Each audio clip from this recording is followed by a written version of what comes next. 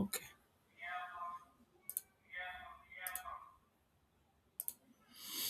Okay, நம்ம ஜெபம் பண்ணலாம்.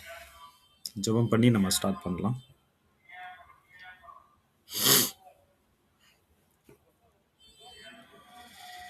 எங்களை நேசிக்கிற நல்ல பிதாவே, இந்த அற்புதமான மாலை நேரத்துக்காக உமக்கு நாங்கள் நன்றி செலுத்துகின்றோம். இந்த நேரத்திலும் உம்முடைய பாதப்படியில் நாங்கள் எல்லோரும் ஒன்று கூடி உம்முடைய நாமத்தை மகிமைப்படுத்தி உம்முடைய வார்த்தைகளை நாங்கள் கற்றுக்கொள்ளப் போகின்றோம். எங்கள் ஒவ்வொருவரையும் கர்த்தாவே நீர் ஆஸ்வதிக்க வேண்டுமா நாங்கள் ஜெபிக்கின்றோம். நாங்கள் ஞானத்தில் குறைவுள்ளவர்கள். பரிசுத்த ஆவியாகிய தேவன் எங்களுக்கு விசேஷ ஞானத்தை நீர் கொடுத்து உம்முடைய வார்த்தையை நாங்கள் விளங்கிக் கொள்ளத்தக்கதான கிருபையை எங்களுக்கு நீர் தர வேண்டுமா நாங்கள் ஜெபிக்கின்றோம். கலந்து கொண்டிருக்கிற ஒவ்வொரு மாணவர்களையும் கர்த்தர் பயன்படுத்துவீராக. உற்சாகமாக பங்கெடுக்கவும், உற்சாகமாக அடரே வசனங்களை படிக்கவும், அதை புரிந்து கொள்ளவும் கர்த்தர் அவர்களுக்கு நீர் கிருபை செய்ய வேண்டுமா நாங்கள் ஜெபிக்கின்றோம். அதே போல ஆசிரியருக்காக நாங்கள் ஜெபிக்கின்றோம். ஆசிரியரை எங்கள் மத்தியில் நீர் பயன்படுத்தி வருகிறீர். உமக்கு நாங்கள் ஸ்தோத்திரம் செலுத்துகின்றோம். இந்த நாளிலும் கர்த்தர் பயன்படுத்துவீராக. மகன் மூலமாக உம்முடைய வார்த்தையை நாங்கள் கேட்டு ஆஸ்வாதமடைய எங்களுக்கு நீர் கிருபை செய்ய வேண்டுமா நாங்கள் ஜெபிக்கின்றோம். கர்த்தாவே, இந்த வகுப்பில் நாங்கள் பங்கெடுத்துக் கொண்டிருக்கும் போது எந்த விதமான தடைகள் இல்லாதபடி கர்த்தர் எங்களை நடத்த வேண்டுமா நாங்கள் ஜெபிக்கின்றோம். கர்த்தாவே, இடையூறுகள் எல்லாவற்றையும் கர்த்தர் அகற்றி போட்டு கர்த்தாவே நாங்கள் எல்லாவற்றையும் சரியாக செய்து முடிப்பதற்கு கர்த்தர் எங்களுக்கு நீர் எங்களோடு கூட இருக்க வேண்டுமா நாங்கள் ஜெபிக்கின்றோம். இந்த வகுப்பினுடைய ஆரம்பம் முதல் முடிவு மட்டும் கர்த்தர் எங்களை நடத்த வேண்டுமா நாங்கள் ஜெபிக்கின்றோம். ஜெபங்களை கேட்டதுக்காக நாங்கள் நன்றி செலுத்துகின்றோம். இயேசுவின் மூலம் ஜெபிக்கிறோம் ஜீவனுள்ள நல்ல பிதாவே, ஆமென். Thank you so much. இணைந்த யாவருக்கும் நன்றி. உற்சாகமாக வகுப்பில் நீங்கள் பங்கெடுக்கலாம். அதே போல் கேள்விகள் ஏதாவது உங்களுக்கு இருக்கும் என்று சொன்னால் தயவாக நீங்கள் தைரியமாக உங்களுடைய கேள்விகளை கேட்கும்படியாக நான் கேட்டுக்கொள்கின்றேன். ஆகையினால உற்சாகமாக பங்கெடுங்கள். இந்த வகுப்பு உங்களுக்கு பிரயோஜனமாக இருக்கும். சார், இப்பொழுதும் கூட நம்முடைய வகுப்பை நீங்கள் தொடங்கலாம். Thank you pastor. ஓகே. ஒரு விஷயம் கூட ஆண்டவராகிய இயேசு கிறிஸ்துவின் நாமத்தினாலே உங்களை வாழ்த்துகிறேன். தொடர்ச்சியாக நாம் இந்த எபிரேய நிருபத்தை கற்றுக்கொண்டு வருகின்றோம். இன்றும் நாளையும் எபிரேய நிருபத்திலிருந்து ஒரு சில காரியங்களை ஏற்கனவே கற்றுக்கொண்ட ஒரு சில காரியங்களை நாம் ஞாபகப்படுத்தி அடுத்த ஜனவரி மாதத்து துவங்கி நாம் தெசலோனிக்கேயரின் நிருபத்தை நாம் கவனிக்கலாம். இன்று நாம் என்ன காரியங்களை நாம் பார்க்க போறோம் என்று சொன்னால், முதலாவது ஏற்கனவே நாம இந்த எபிரேய நிருபத்தை எழுதினது யார்? எபிரேய நிருபம் என்று சொன்னாலே 3 காரியங்களை மிக முக்கியமாக நீங்கள் கருத்தில் கொள்ள வேண்டும். அந்த 3 காரியங்கள் என்னவென்று சொன்னால், முதலாவது ஆத்தர்ஷிப். இதை எழுதினது யார் என்பது அது ஒரு இழுபறியாகவே இருந்து கொண்டு வருகிறது. எபிரேய நிருபத்தை எழுதினது யார் என்ற ஒரு முடிவு எட்டப்படாததினாலே அது ஒரு மிக முக்கியமான ஒரு topic when it comes to the book of Hebrews. எபிரேய நிருபத்தை பொறுத்த மட்டில் அது ஒரு மிக முக்கியமான ஒரு காரியம். இரண்டாவது வார்னிங் பேசேஜஸ். 5 எச்சரிக்கை வேத பகுதிகள் என்று நாம் பார்க்கின்றோம். அதிலே எல்லாவற்றையும் நாம் பார்த்தோம். ஒன்றை மாத்திரம் நாம் மிஸ் பண்ணிட்டோம். அது பிரச்சனை. அது நீங்க படித்து பார்த்தாலே உங்களுக்கு புரிந்துவிடும். ஆகவே அந்த 5 வார்னிங் பேசேஜஸ் என்ன என்பதுதான் அடுத்தது எபிரேய நிருபத்திலே கற்றுக்கொள்ள வேண்டியது. மூன்றாவது எபிரேய நிருபத்தினுடைய கருப்பொருள் என்னவென்று சொன்னால் the superiority of Jesus Christ. பழைய ஏற்பாட்டிலே பார்க்கின்ற எல்லாவற்றை காட்டிலும் இயேசு கிறிஸ்து உன்னதமானவர், உயர்ந்தவர் என்பதை இந்த எபிரேய நிருபாக்கியோன் எடுத்துரைக்கிறார். மிக முக்கியமாக எதற்கென்று சொன்னால், இயேசு கிறிஸ்துவின் மேல் விசுவாசத்தை உடையவர்கள் அந்த விசுவாசத்திலே நிலைத்திருக்கத்தக்கதாக அந்த இயேசு கிறிஸ்துவினுடைய உன்னத தன்மையை அறிவித்து அவர் என்ன செய்கிறார் என்று சொன்னால், அவர் உன்னத தன்மையை அறிவித்து அவர் உற்சாகப்படுத்துகிறார். விசுவாசிகளை உற்சாகப்படுத்துகிறார். அது மாத்திரமல்ல, அவ்விசுவாசிகளை கர்த்தரிடத்தில் வரும்படி உற்சாகப்படுத்துகிறார். விலகி போனவர்களை அவர்கள் தேவனுடைய பிள்ளைகள் அல்லாததினாலே இயேசு கிறிஸ்துவை விட்டு விலகி போனார்கள் என்று அந்த விலகி போகுதல் என்பது அது அவிசுவாசிகளுக்குரியது, தேவனுடைய பிள்ளைகளுக்குரியது அல்ல என்பதை குறிக்கும் வண்ணம் இயேசு கிறிஸ்து தேவதூதரின் பெரியவர், பழைய ஏற்பாட்டின் பலிகளிலும் பெரியவர், மோசேயிலும் பெரியவர், யோசுவாவிலும் பெரியவர், இயேசு கிறிஸ்துவினுடைய இளைப்பாறுதல் பழைய ஏற்பாட்டின் கானானின் இளைப்பாறுதலை காட்டிலும் பெரியது. மற்றும் இயேசு கிறிஸ்துவினுடைய பலி பழைய ஏற்பாட்டின் பலியை காட்டிலும் மிக பெரியது. மிக முக்கியமாக இயேசு கிறிஸ்துவினுடைய அந்த ஆசாரியத்துவம் பழைய ஏற்பாட்டு ஆசாரியத்துவத்தை காட்டிலும் உயர்ந்ததா இருக்கிறது என்று அநேக காரியங்களை தெரிவித்து வருகிறார். இன்று நாம கொஞ்ச நேரம் எந்த காரியத்தை கவனிக்க போறோம்னா, எபிரேய நிருபத்திலும் பவுலினுடைய எழுத்துக்களிலும், எபிரேய நிருபத்திலும் பவுலினுடைய நிருபங்களிலும் ஒரேவாறு கொஞ்சம் ஒரே சாயலை உடைய வசனங்கள் இருக்கிறது பாருங்கள். அந்த வசனங்களை பார்த்தால் நமக்கே என்ன அப்படின்னா, ஒருவேளை இத பவுல் தான் எழுதியிருப்பாரோ அப்படிங்கிற ஒரு எண்ணம் வரும். ஓகேங்களா? அத நம்ம வாசிக்கலாம். ஒருத்தர் எபிரேயர் 1:3 எடுத்துக்கொள்ளுங்க. எபிரேயர் 1:3 இன்னொருத்தர் கொலோசையர் 1:15 17 வரை. எபிரேயர் இவர் அவருடைய மகிமையின் பிரகாசமும் அவருடைய தன்மையின் சொருபமாய் இருந்து சர்வத்தையும் தம்முடைய வல்லமையுள்ள வசனத்தினாலே தாங்குகிறவராய் தம்மாலே தாமே நம்முடைய பாவங்களை நீக்கும் சுத்திகரிப்பை உண்டு பண்ணி உன்னதத்தில் உள்ள மகத்துவமானுடைய வலது பார்சிலே உட்கார்ந்தார். இங்க பாருங்கள், எபிரேயர் 1:3 என்ன சொல்லுகிறது என்று சொன்னால், இவர் அவருடைய மகிமையின் பிரகாசமும் அவருடைய தன்மையின் சொரூபமுமாய் இருந்து சர்வத்தையும் தம்முடைய வல்லமையுள்ள வசனத்தினாலே தாங்குகிறவராய். இப்போ இதுக்கு ஒத்த ஒரு வசனத்தை எழுதியிருக்கார். அது எங்கன்னு பாருங்க. கொலோசையர் 1வது அதிகாரம் 15 17 வரை. அவர் தரிசனமான தேவனுடைய தற்ஸ்வரூபமும் சர்வ சிருஷ்டிக்கும் முந்தின பெருமானவர். ஏனென்றால் அவருக்குள் சகலமும் சிருஷ்டிக்கப்பட்டது, பரலோகத்தில் உள்ளவைகளும் பூலோகத்தில் உள்ளவைகளும் ஆகிய காணப்படுகிறவைகளும் காணப்படாதவைகளுமான சகல வஸ்துக்களும் சிங்காசனங்களினாலும் கர்த்தத்துவங்களினாலும் அதிகாரங்களினாலும் சகலமும் அவரை கொண்டு அவருக்கென்று சிருஷ்டிக்கப்பட்டது. அவர் எல்லாவற்றிற்கும் முந்தி. இங்க பாருங்க, அவர் அதரிசனமான தேவனுடைய தற்சுரூபம். எபிரேய நிருபத்தை எழுதினவர் எப்படி எழுதுறார்? அவருடைய மகிமையின் பிரகாசமும் அவருடைய தன்மையின் சொரூபம். இயேசு கிறிஸ்து எப்படி விளக்குறார் பாருங்க. இது பார்க்கும்போது பவுலினுடைய சாயல் இதுல இருக்க மாதிரி நமக்கு ஒரு தோற்றம் தெரிகிறது இல்லையா? பாருங்க, பவுல் எழுதினது போலவே இங்கே எழுதப்படுகிற காரியத்தை நாம் பார்க்க முடிகிறது. அடுத்தது இன்னொரு வசனத்தை நாம் வாசிக்கலாம். எபிரேயர் 2வது அதிகாரம் 4வது வசனம்.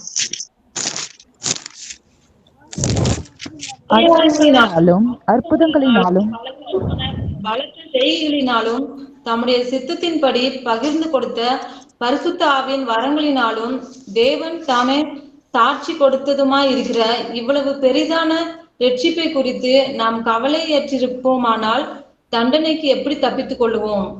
ஓகே, இந்த வசனத்தை படிச்சிட்டீங்களா? அடுத்த வசனம் படிக்க போறோம். அந்த வசனத்தை வச்சு நீங்களே சொல்ல போறீங்க, இதுக்கும் அதுக்கும் என்ன ஒரு ரிலேஷன் இருக்குது இந்த வசனத்துக்கும் அப்படின்னு சொல்லி பார்க்க போறோம். 1 கொரிந்தியர் 12வது அதிகாரம்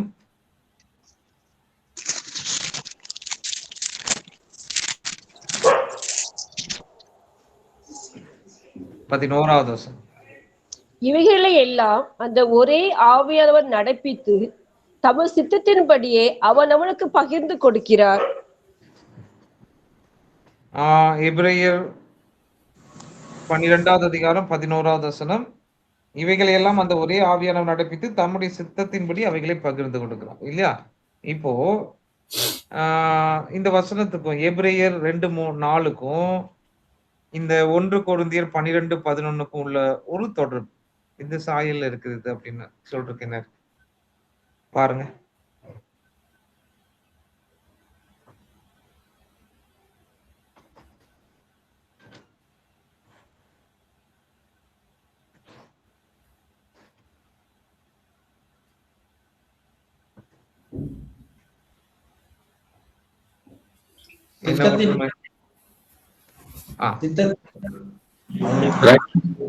தம்முடைய சித்தத்தின்படி பகிர்ந்து கொடுத்த பரிசுத்த ஆவியின் வரங்கள். இங்க பாருங்க 1 கொரிந்தியர் 12:11 ஒரே ஆவியானவர் நடப்பித்து தமது சித்தத்தின்படி அவனவனுக்கு பகிர்ந்து கொடுக்கிறார். இல்லையா? இங்க வரங்களை குறித்து தான் போடப்பட்டிருக்கிறது. சோ பவுலினுடைய சாயல் கொஞ்சம் அப்படியே தெரியுது பாருங்க இந்த வசனங்கள். இல்லையா? இந்த வசனங்களை குறித்துக் கொள்ளுங்கள். நிறைய வசனங்கள் நம்ம இன்னைக்கு பார்க்க போறோம். அதுல எபிரேயர் 2:14 வாசிக்கலாமா? எபிரேயர் 2:14. ஆதலால் பிள்ளைகள் மாம்சத்தையும் இரத்தத்தையும் உடையவர்களாய் இருக்க அவரும் அவர்களைப் போல மாம்சத்தையும் இரத்தத்தையும் உடையவரானார்.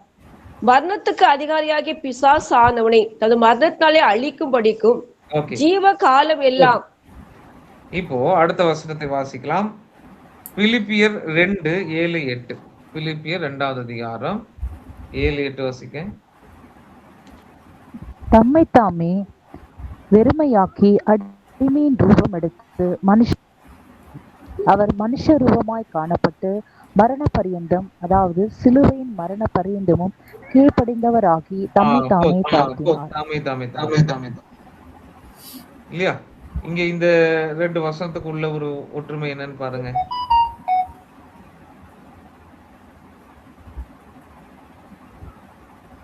ஆதலால் பிள்ளைகள் மாம்சத்தையும் இரத்தத்தையும் உடையவர்களா இருக்க அவரும் அவர்களைப் போல் மாம்சத்தையும் இரத்தத்தையும் உடையவரானார். இங்க என்ன போடப்பட்டது? மனுஷ சாயலானார். அவர் மனுஷ ரூபமாய் காணப்பட்டு. பாருங்க, ஒரே மாதிரி ஒரு ஐடியா, ஒரு ட்ரெயின் ஆஃப் தாட் அப்படி 2 பேத்துக்கு இருக்க மாதிரி. ஆமா, இல்லையா? இப்ப 2 ஒரு தொடர்பு இருக்க மாதிரி இருக்கு பாருங்க. அடுத்தது எபிரேயர் 8வது அதிகாரம் 6வது வசனம் வாசிக்கலாம். எபிரேயர் 8:6.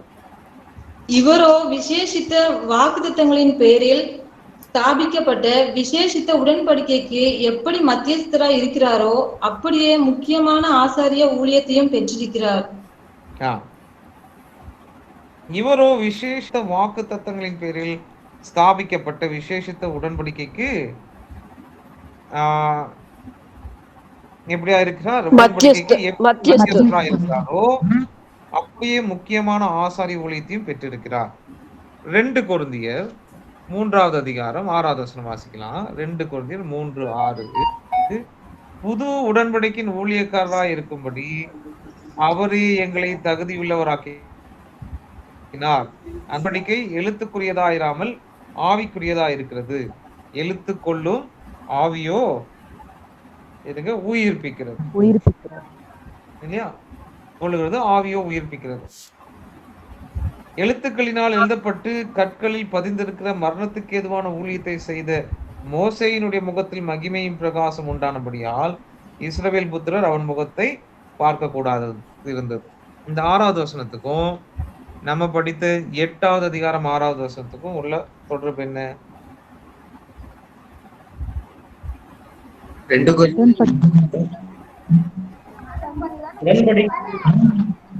கொரிந்தியர் 3:6 உடன்படிக்கை. எஸ், புது உடன்படிக்கையின் ஊழியக்காரராய் இருக்கும்படி அவரே எங்களை தகுதியுள்ளவராக்கினார். 8வது அதிகாரம் 6வது வசனம், இவரோ விசேஷித்த வாக்குத்தத்தங்களின் பேரில் ஸ்தாபிக்கப்பட்ட விசேஷித்த உடன்படிக்கைக்கு எப்படி மத்தியஸ்தராய். அந்த விசேஷித்த உடன்படிக்கை என்னது? அப்படியே முக்கியமான ஆசாரிய ஊழியத்தையும் பெற்றிருக்கிறார். ஆகவே இங்கே விசேஷித்த உடன்படிக்கை என்று சொல்லப்படுவது புதிய உடன்படிக்கையை பற்றி பேசிக் கொண்டிருக்கிறார். இன்னும் 2 வசனத்தை மாத்திரம் வாசிக்கலாம். எபிரேயர் 10வது அதிகாரம் 14வது வசனம். ஏனெனில் ஒரே பலியினாலே இவர் என்றென்றைக்கும் பூரணப்படுத்தி இருக்கிறார்.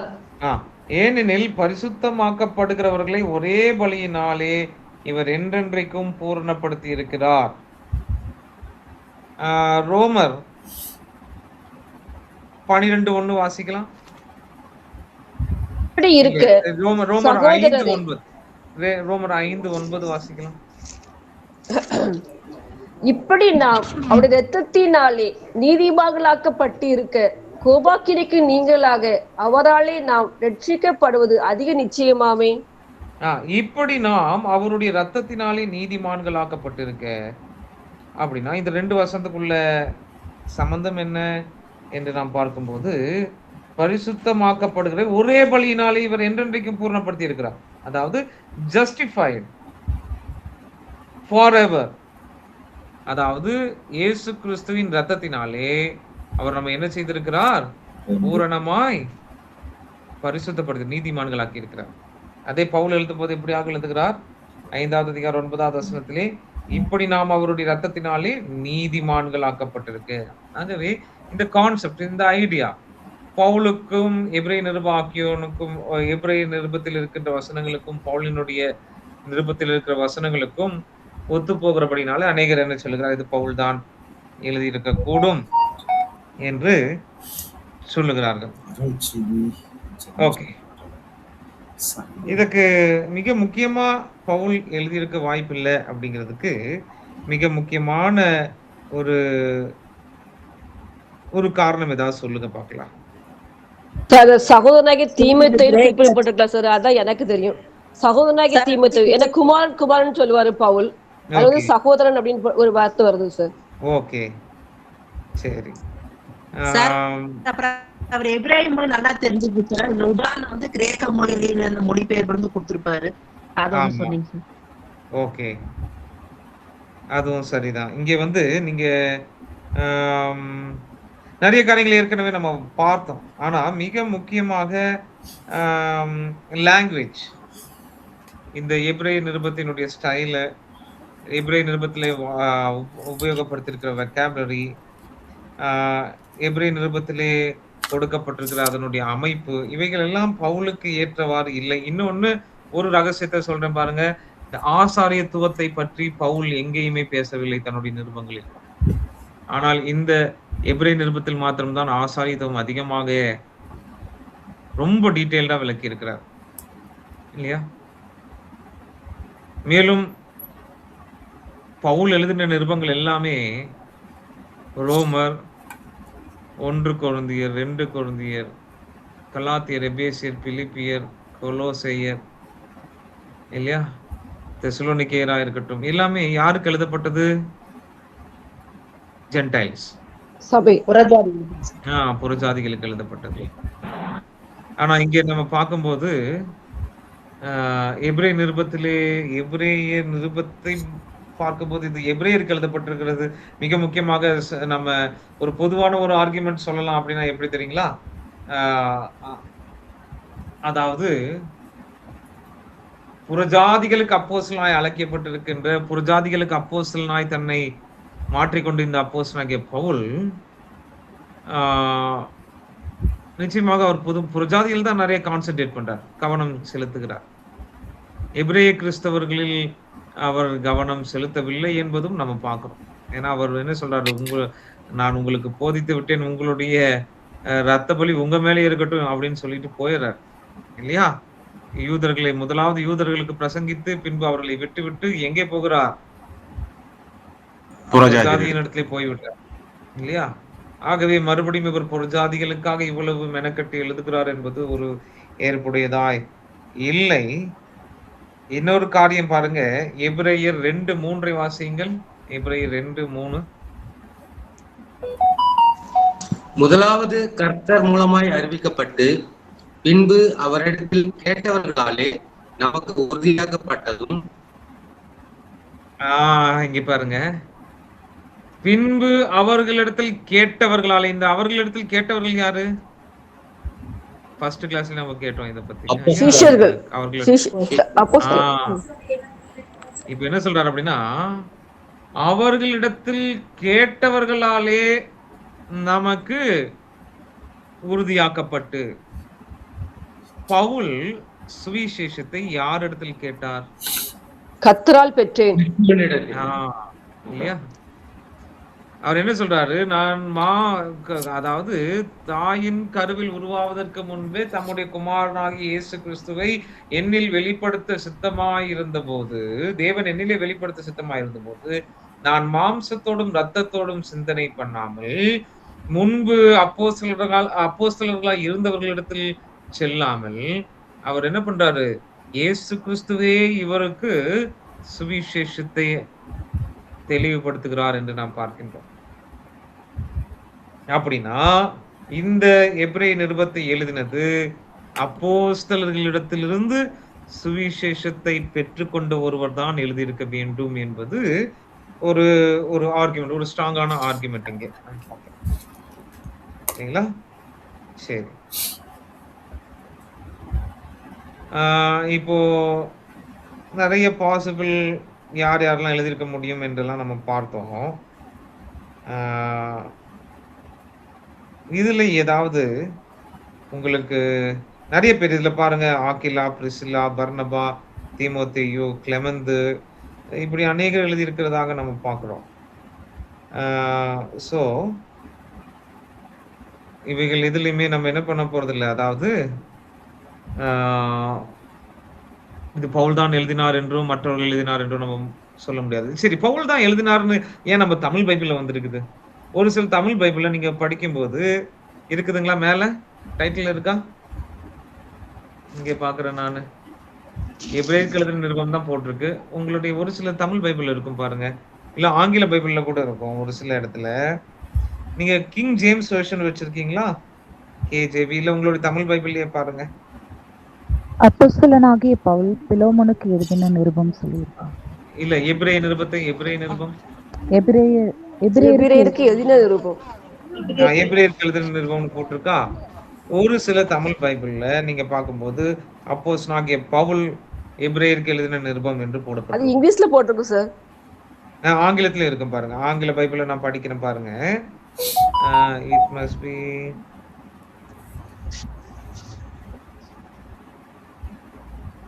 ஓகே. அப்போஸ்தலனாகிய பவுல் என்று பொதுவாக நம்பப்படுகிறது அப்படின்னு. ஆமா இல்லையா? ஆனா இங்க கேஜேவி பைபிள் எடுத்து வாசிங்கன்னா என்ன போடப்பட்டிருக்கு என்று சொன்னால், இது அப்போ முதல்ல ஆங்கில வேதாகமத்திலே கிங் ஜேம்ஸ் வெர்ஷன் என்கின்ற ஒரு வெர்ஷன்ல தான் இது பவுல் எழுதினதா எழுதி வைக்கிறாங்க. சரி, பரவலா நம்பப்படுறது பவுல் தானே நிறைய எழுதினது, அதனால பவுல் பேரே எழுதி விட்டுருவோம் அப்படின்னு எழுதி வைக்கிறாங்க. சோ அப்புறம் பிற்காலத்திலே அது பவுலால் எழுதப்பட்டது என்று அநேகர் நம்புவதற்கு எதுவா இருந்தது. ஆனால் பவுல் அதை எழுதவில்லை. எப்படி ஜேம்ஸ் என்கின்ற பேரு பைபிள்ல வந்தது இல்லையா? யாக்கோபின் புத்தகத்துக்கு ஆங்கில வேதாகமத்துல நீங்க பாத்தீங்கன்னா எப்படி போட்டிருக்கோம்? James, book of James. ஏன் போடப்பட்டிருக்குது அது? ஏனென்றால் அந்த ஜேம்ஸ் என்கின்ற ஆங்கிலேய அரசன், இங்கிலாந்தை சேர்ந்த அரசன்,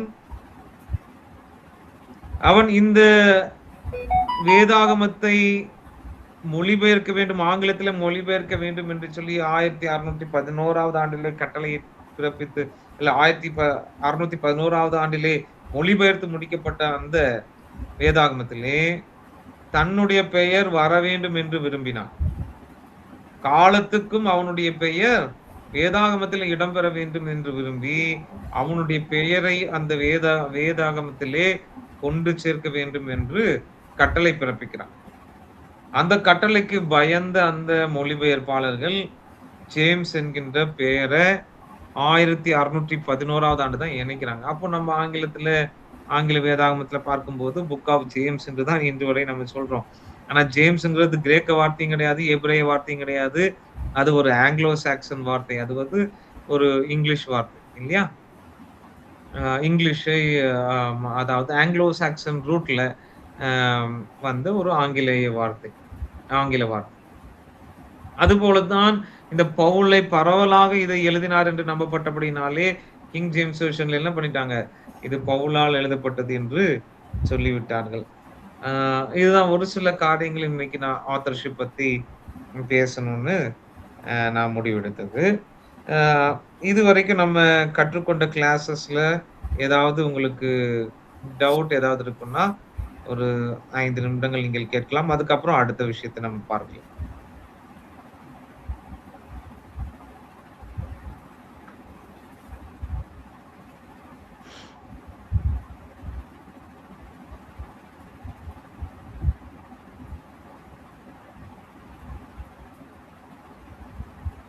சார் நீங்க மிந்தி இந்த டாபிக்ல இது யார் எழுதுனா அதை பத்தி மிந்தி நீங்க சொல்லி கொடுத்துருக்கீங்களா சார்? ஸ்டார்டிங்ல ஆமா, ஸ்டார்டிங்ல நான் சொன்னேனே. அது நம்ம விளக்கமா எடுத்தோம். இன்னைக்கு தான் வந்து இந்த வசனங்களை ஒப்பிட்டு எடுக்க வேண்டும் என்று நம்ம ஒவ்வொரு வசனங்களாக ஏன் இது பவுல் எழுதினதாக உங்கள் கருத்து என்று சொன்னால், இதில் இருக்கிற ஒரு சில காரியங்கள் இதில் இருப்பது போல ஒரு சாயல் தெரிவதனாலே இந்த பவுல் எழுதியிருப்பாருன்னு சொல்றாங்க. பட் அதற்கான பிரதிவாதங்களும் ரொம்ப ஸ்ட்ராங்கா இருக்குது. இல்ல அப்படின்னு மறுப்பு வாதங்களும் ரொம்ப ஸ்ட்ராங்கா இருக்கு. அது நமக்கு தேங்க்ஸ். சார் வசனம் கொடுத்தீங்க, அதுல எபிரேயர் 10:14 இணை வசனமா எதை கொடுத்தீங்க? லாஸ்ட் ஒரு நிமிஷம். ரோமர் 5:8. ரோமர் 5:8 இல்லையா? 9. ஒரு நிமிஷம் நான் எடுத்துக்கிறேன். 9 பிரதர். அதாவது ரோமர் 5:9, எபிரேயர் 10:14, ரோமர் 5:9.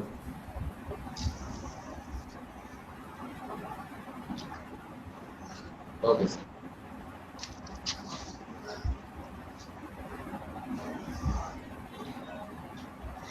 நாளை தினத்திலே எபிரேயர் 13வது அதிகாரத்தை நம்ம கவனிக்க போறோம். கவனித்து அந்த புத்தகத்தை நம்ம முடிக்கலாம். இப்போ ஏதாவது கேள்விகள் இருக்கும் என்று சொன்னால் கேளுங்க, இல்லைன்னா அடுத்த காரியத்துக்குள்ள நம்ம கடந்துச்சு.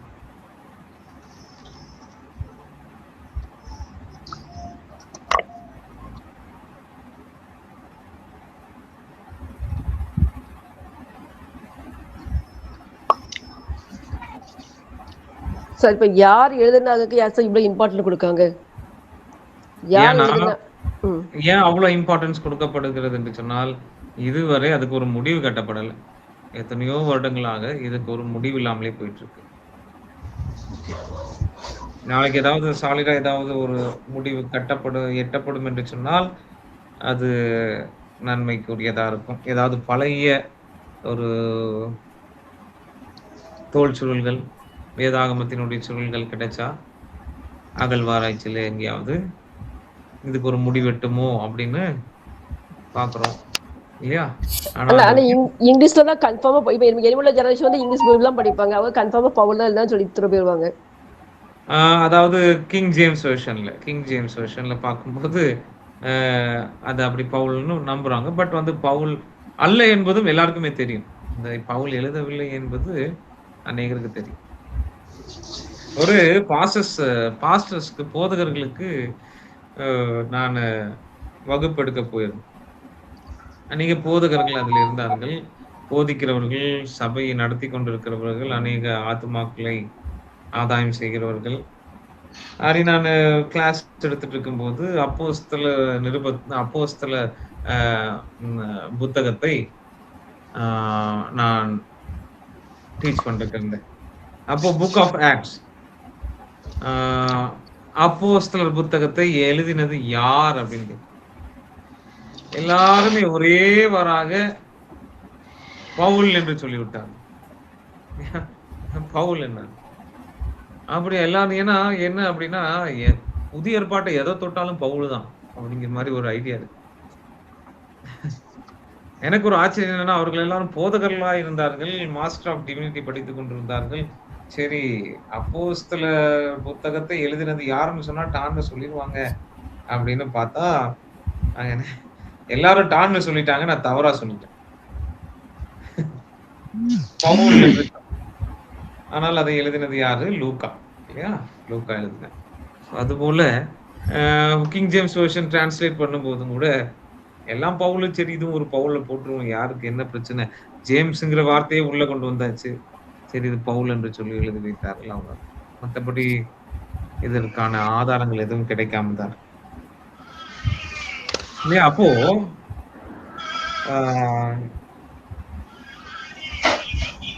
இந்த எபிரேய நிருபத்திலே உங்களுக்கு டவுட்ஸ் இருக்கும் என்று சொன்னால் நீங்கள் கேட்கலாம். யார் பண்ணிக்கிறாங்க? பண்ணிக்கிறாங்க பாஸ்டர், நீங்க மியூட் பண்ணிக்கோங்க. பெரும்பாலானோர் சொல்றது வந்து இந்த நியூ கிங் ஜேம்ஸ் சார் இந்த புக்கு தான் வந்து பைபிள் தான் வந்து கரெக்டா எழுதப்பட்டிருக்கு அப்படின்னு சொல்லி நிறைய பேர் சொல்றாங்க. அப்படியா? ஆமா, நான் எனக்கு தெரிஞ்சதெல்லாம் என்ன பைபிள் வாங்கணும்னா இந்த பைபிள் வாங்க அப்படின்னு சொல்லி இதைத்தான் ரெக்கமெண்ட் பண்றாங்க. ஓகே, அதுல ஓகே. எழுதிக்கிறது கரெக்டா இருக்குமா அப்பனா? கேஜேவி தான் வாங்க சொல்லி எல்லாரும் ஆ, சொல்றாங்க இல்லையா? ஆமா, ரெக்கமெண்ட் பண்றாங்க. எங்க பார்த்தாலும் அதான் ரெக்கமெண்ட் பண்றாங்க. இப்போ கேஜேவி தான் சரியா பெர்ஃபெக்ட் ஆனது அப்படின்னா, எதுக்கு அதுக்கப்புறம் அவ்ளோ நியூ கிங் ஜேம்ஸ் வெர்ஷன் அப்படி இப்படி நெறைய ரிவிஷன்ஸ். இன்னைக்கு பார்த்தீங்கன்னா, ஆங்கில வேதாகமத்த நீங்க பார்த்தீங்கன்னா, எத்தன வெர்ஷன்ஸ் இருக்குன்னு சொல்றேன் பாருங்க. அது கம்மி தான். இத விட அதிகமா இருக்கிறது, நான் சொல்றது கம்மியான வெர்ஷன்ஸ் தான். அதுவே நான் சொல்றேன் பாருங்க. எவ்வளோ இருக்குன்னு மட்டும். அதாவது King James Version, Good News Translation, Easy to Read Version, New American Standard Bible, New Living Translation, New International Version, Christian Standard Bible, ESV, Common English Bible, RSV, NRSV, இப்படி நெறையா போயிட்டே இருக்கும் லிஸ்ட். எதுக்கு இவ்ளோ ரிவைஸ் பண்றாங்க? இல்லையா? எதற்காக இவ்வளவு ரிவிஷன்ஸ் தேவைப்படுது? இன்னும் பாருங்க, என்ஐவி பைபிள் எல்லாம் பாதி வசனத்த தூக்கியே வீசிட்டான். என்ஐவி பைபிள் படிச்சீங்கன்னா, பாதி வசனங்கள் இருக்காது. என்ன காரணம்? அது ஒரு ஸ்டடி. அது தானே ஹவ் வி காட் அவர் பைபிள்னு சொல்லிட்டு நீங்க ஒரு சப்ஜெக்ட் படிச்சீங்களா? நாம் நம்முடைய வேதாகமத்தை எப்படி பெற்றுக்கொண்டோம்? How we got our Bible. அதுல நீங்க இத பற்றியெல்லாம் விலாவரியாக நீங்கள் படிக்கலாம். ரொம்ப அற்புதமான காரியங்களை நீங்கள் கற்றுக்கொள்ளலாம். ஓ! இப்படியெல்லாம் இருக்குதா? ஒரு சிலர் சொல்லுவாங்க கேஜேவி தான் பெஸ்ட்ன்னு சொல்லிட்டு. ஓகே. இன்னும் ஒரு சிலர் சொல்லுவாங்க என்ஐவி தான் பெஸ்ட்ன்னு சொல்லிட்டு, அதுவும் ஓகே தான். என்ஐவி வந்து சின்ன பிள்ளைங்களுக்கு ஃபுல்லா அதான் ரெக்கமெண்ட் பண்ணாங்க சார். சின்ன பிள்ளைங்களுக்கு வாங்கி கொடுக்கறதுக்கு. பெரியவங்களுக்கு வந்து கிங் ஜேம்ஸ் வெர்ஷன் வாங்க. ஆனா நிறைய இது பார்த்தாக்க தமிழ் பைபிள் மாதிரி கிங் ஜேம்ஸ் வெர்ஷன் இருக்கு அந்த டிரான்ஸ்லேஷன் அப்படின்னு சொன்னாங்க சார். நம்ம இப்ப கையில இருக்க பைபிள் மாதிரி இருக்கலாம். எல்லாம் தேவனுடைய வார்த்தை எல்லாம் ஒண்ணுதான். இல்லையா? நமக்கு எது சொல்லுங்க, கேளுங்க. இதே ஒட்டிய ஒரு கேள்வி. எபிரேயருக்கு அவங்க விசுவாச வாழ்க்கையில பின்னிட்டு போகும்போது அவர்களை உற்சாகப்படுத்தி அவர்களை நீங்க பெற்றுக்கொண்ட பாக்கியம் எவ்வளவு என்பதை ஞாபகப்படுத்தி அவர்களை கிறிஸ்துவுக்குள்ளாக மீண்டும் நிலைநிற்பதற்காக எழுதப்பட்டது அப்படின்னு சுருக்கமா எடுத்துக்கிட்டா, இந்த புதிய ஏற்பாட்டு புத்தக வரிசையில வேத வசனங்களோடு அது சேர்க்கிறாங்க. இந்த புத்தகத்தையும் சேர்க்கிறாங்க. நமக்கு இதை வேத வசனம் நம்ம அங்கீகரிக்கிறோம், ஏற்றுக்கொள்கிறோம், நம்புகிறோம். ஆனா புத்தகத்தை தொகுக்கும் போது இது ஏன் இதை சேர்க்கிறாங்க அந்த ஆதி திருச்சபையில?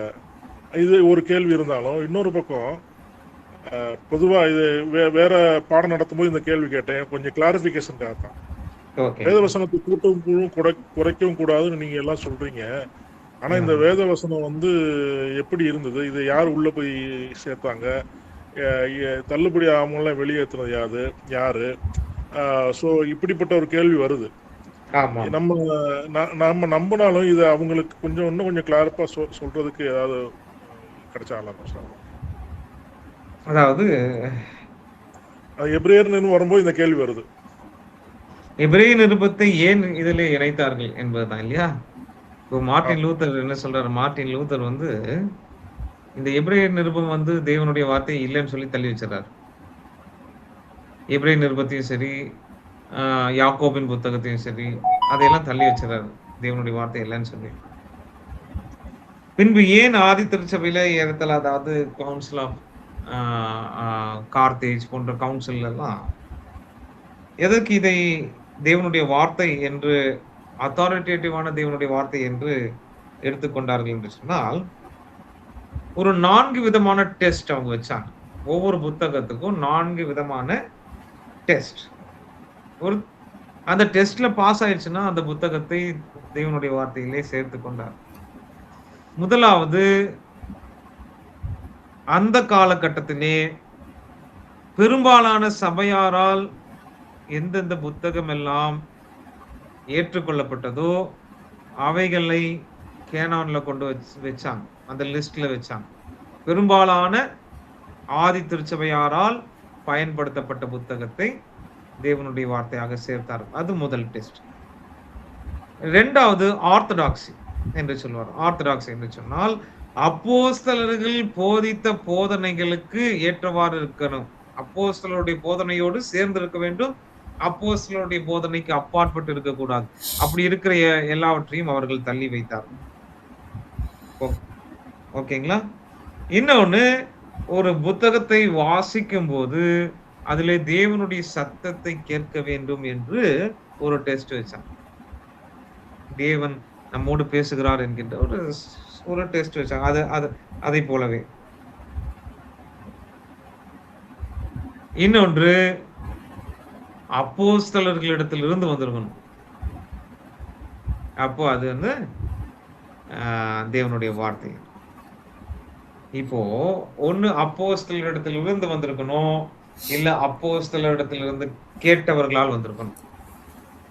அப்போஸ்தலரிடத்திலிருந்து கேட்டு அதுக்கப்புறம் 2ஆம் தலைமுறையினிடத்திலிருந்து வந்த மாதிரி ஏதாவது தோணுச்சுன்னா அதை ரிஜெக்ட் பண்ணாங்க.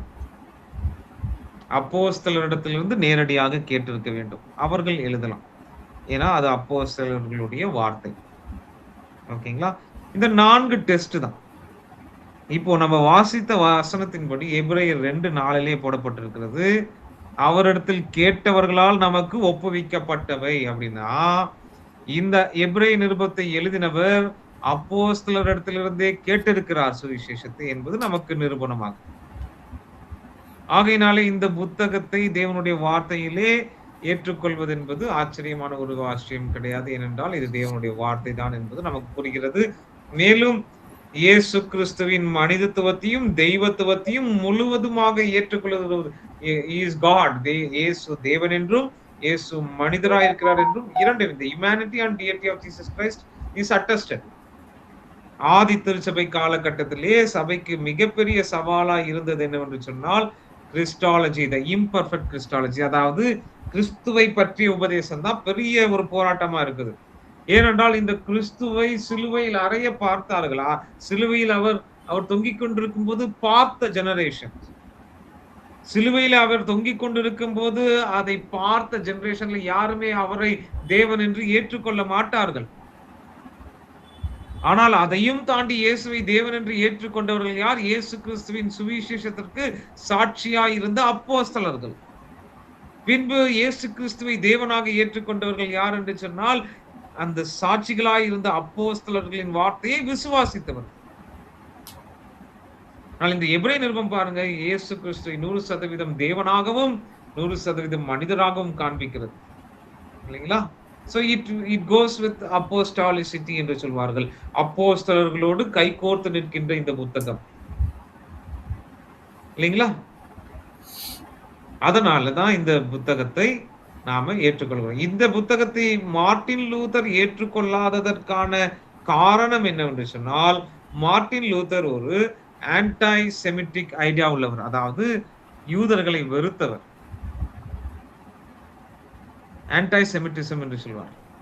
அந்த ஐடியா அவருக்கு. ஜெர்மானியர்கள் பாருங்க, நம்ம யாரு ஜெர்மானியர்கள் பெரும்பாலும் இந்த யூதர்களை வெறுக்கிறவர்கள் தான் இல்லையா? ஹிட்லர் போன்றவர்கள்லாம் பாருங்க இல்லையா? சோ இவர் ஒரு ஆன்டை செமிட்டிக் ஐடியா இருக்கிறவர். யாரு அப்படின்னா, இப்போ நம்ம ஆதி திருச்சபையின் காலகட்டத்துல பார்ப்போம், மார்ஷியன் போன்றவர்கள் இருந்தார்கள். அதே வழியில வந்தவர்கள். இப்போ கிருபையினாலே ரட்சிப்பு என்று அதிகமாக நம்ம பார்க்கிறோம் வேதத்திலே. மார்ட்டின் லூத்தர் தெளிவு பெற்றதுக்கு காரணமே என்ன? கிருபையினாலே ரட்சிப்பு. இங்கே வந்து பார்க்கும்போது நிறைய பலிகளை பற்றியும் யூத சடங்காச்சாரங்களை பற்றியும் இந்த புத்தகம் சொல்றதுனால அவர் சரியா அதை ஆராயாமலே என்ன சொல்லிவிட்டார்? இது தேவனுடைய வார்த்தை அல்ல, இதுல பலிகள் இருக்கு, நியாயப்பிரமாணத்தை பத்தி அதிகமா பேசியிருக்கு, யூதர்களை பற்றி அதிகமா பேசியிருக்குன்னு சொல்லி அதை தள்ளி வச்சுட்டார். அப்படிதான் பாருங்க, கிரியை பற்றி அதாவது யாக்கோபின் புத்தகம் பேசுது, கிரியை அல்ல அப்படின்னு சொல்லிட்டு அதையும் தூக்கி வீசிட்டார். இப்படி நிறைய புத்தகங்களை எடுத்து தள்ளி வச்சிடாரு. ஒரு ரெவலேஷன், புக் ஆஃப் ரெவலேஷனையும் அவர் நம்பல. வெளிப்படுத்துற விசேஷத்தையும் அவர் என்ன செய்யறாரு? மார்ட்டின் லூதர் தேவனுடைய வார்த்தை அல்லன்னு சொல்லி வைக்கிறார், தள்ளி வைக்கிறார். அப்போ இந்த அப்போக்ரிஃபல் புக், இந்த அப்போக்ரிஃபல் என்று சொன்னால் தள்ளுபடி ஆகமம் இல்லையா? இந்த தள்ளுபடி ஆகமங்களை ஏன் சபையார் ஏற்றுக்கொள்ளவில்லை? நாம் ஏன் ஏற்றுக்கொள்ளவில்லை? புராட்டஸ்டன்ட் கூட்டத்தார் ஏன் அதை ஏற்றுக்கொள்ளவில்லை என்று சொன்னால், அந்த தள்ளுபடி ஆகமத்தை தள்ளுபடி ஆகமங்களே தேவனுடைய வார்த்தை என்று சொல்வதில்லை முதலாவது. ஓகேங்களா? தள்ளுபடி ஆகமங்களே தேவனுடைய வார்த்தை என்று சொல்வது இல்லை. ஏனென்றால் மெக்காபீஸை எடுத்து நீங்கள் வாசித்து பார்க்கும்போது ஒரு இடத்திலே போடப்பட்டிருக்கு இப்படியாக, அதாவது 400 வருடங்கள் தேவன் பேசவில்லை என்று சொல்லி தள்ளுபடி ஆகமே சொல்லுது. கடைசியாக தேவனுடைய வார்த்தை நமக்கு வாக்குத்தத்தம் பண்ணி இருக்கிறது என்னது? மேசியாவுக்கு முன்பதாக வழியை செவைப்படுத்த போகிறவர் வரப்போகிறார். மேசியாவுக்கு முன்பதாக மேசியாவுக்காக வழியை செவைப்படுத்த போகிற ஒருவர் வரப்போகிறார் என்று தேவனுடைய வார்த்தை சொல்லி முடித்திருக்கிறது என்று சொல்லி தள்ளுபடி ஆகமே சொல்லுதுங்க. அப்போ தள்ளுபடி ஆகமத்தில் உள்ள காரியங்கள் எல்லாம் எப்பொழுது நடைபெற்றது என்று சொன்னால் இந்த 400 ஆண்டுகளில் நடைபெற்ற காரியம். அப்போ இந்த 400 ஆண்டுகளில் நடைபெற்ற காரியங்களை பற்றி சொல்லும் போது மெக்காபீஸிலே சொல்லப்பட்டிருக்கிற வார்த்தை என்னவென்று சொன்னால், தேவன் பேசி என்றைக்கோ ஆயிடுச்சு, இப்ப பேசுறது கிடையாது. தேவன் பேசின அந்த 22 புத்தகங்களுக்கு இணையானவைகள் இவைகள் அல்ல என்று அவைகளே சாட்சி கொடுக்கிறது. புரியுதுங்களா? இப்போ இந்த அப்போகிரிபல் புத்தகத்தை முதலாக தேவனுடைய வார்த்தையில் சேர்த்தது யார் என்று சொன்னால் ஜெரோம். ஓகேங்களா? ஜெரோம், லாட்டின் வழிக்கு ஜெரோம் இல்லையா? அவர் குறிப்பிட்டு பேசும்போது எப்படி சொல்றாருன்னா, 22 பழைய ஏற்பாட்டு புத்தகங்கள், 27 புதிய ஏற்பாட்டு புத்தகங்கள், 22ன்னா ஏன் 22ன்னு ஏன் சொல்லப்படுகிறது சொன்னா, ஆமா, ராஜாக்கள் நாளாகம் எல்லாம் சேர்ந்து இருக்கும் அதுல. ஓகேங்களா? 22 பழைய ஏற்பாடு புத்தகங்கள், 27 புதிய ஏற்பாட்டு புத்தகங்கள் மற்றும் என்ன தெரியுங்களா, ஒரு செக்ஷன் இன்னொரு செக்ஷன் உருவாக்கலாம். இது தேவனுடைய வார்த்தை அல்ல, இது சபையின் புத்தகம் அப்படின்னு சொல்லி the book of church, the book of churches என்று சொல்லி ஒரு தனி ஒரு பழைய ஏற்பாடு புதிய ஏற்பாடு பின்பு books of churches, சபையின் புத்தகம் என்று சொல்லி ஒரு கேட்டகரி இருக்கு. அந்த சபையின் புத்தகம்ங்கிற கேட்டகரி என்னன்னா இந்த தள்ளுபடி ஆகமங்கள். ஓகேங்களா? அதை தேவனுடைய வார்த்தை பழைய ஏற்பாடோடும் சேர்க்கவில்லை, புதிய ஏற்பாடோடும் அவர் சேர்க்கவில்லை. பர்பஸ் இருக்கிறது, அவர் சேர்க்காமல் இருக்கிறதுக்கான பர்பஸ் இருக்கிறது. ஏனென்றால் அது தேவனுடைய வார்த்தை அல்ல என்பது அவரும் தெரிந்திருந்தார். ஆனால் பிற்காலத்தில் வந்த கிரிகோரி என்ன செய்கிறார்? கிரிகோரி த கிரேட், அவர் என்ன செய்கிறார்? இந்த தள்ளுபடி ஆகமத்தில் இருந்து எல்லா உபதேசங்களையும் எடுத்து ரோமன் கத்தோலிக்கியத்தை உண்டாக்குகிறார். இது ஒரு வரலாறு. சோ எபிரேய நிருபம் இதற்காகத்தான் சேர்க்கப்படும். Thank you pastor for that question. அந்த கேள்விக்கு நன்றி. சரி, இப்பொழுது ஒரு 3 நிமிடம் நம்ம ஒரு பிரேக் எடுத்துட்டு மறுபடியும் நாம் இணையலாம். ஒரு சின்ன ஒரு காரியத்தை நாம் கவனித்து இன்னைக்கு 1 மணி நேரத்துல நம்ம கிளாஸ் முடிஞ்சிருக்கோம். 8:05 நம்ம கிளாஸ் முடிச்சிருக்கோம். Thank you sir. எல்லாரும் இணைப்பிலே இருங்க.